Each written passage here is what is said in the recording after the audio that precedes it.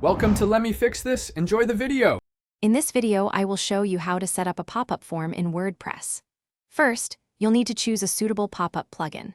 There are many excellent options available directly from your WordPress dashboard, such as Elementor Pro, optinmonster, or Bloom.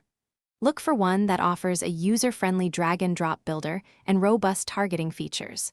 This choice is crucial for creating effective and visually appealing pop-ups that capture your audience's attention. Once you've selected your plugin, the next step is to install and activate it.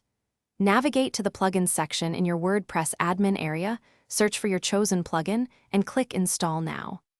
After installation, remember to click Activate. This will add a new menu item to your sidebar, usually named after the plugin, where you can access all its settings and begin creating your first pop-up form. Now for the fun part, designing your pop-up form. Most plugins offer an intuitive drag-and-drop builder. Here, you can add your compelling headline, engaging body text, and a clear call to action. Customize the colors, fonts, and images to perfectly align with your brand. Don't forget to include the necessary form fields, typically for collecting names and email addresses, making it easy for visitors to subscribe. Finally, you'll configure the display rules and publish your pop-up. Decide precisely when and where your pop-up should appear.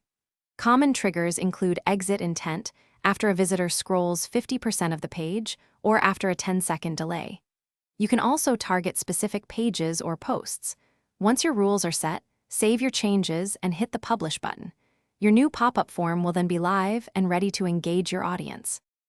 Thanks for watching. If you found this helpful, don't forget to like and subscribe.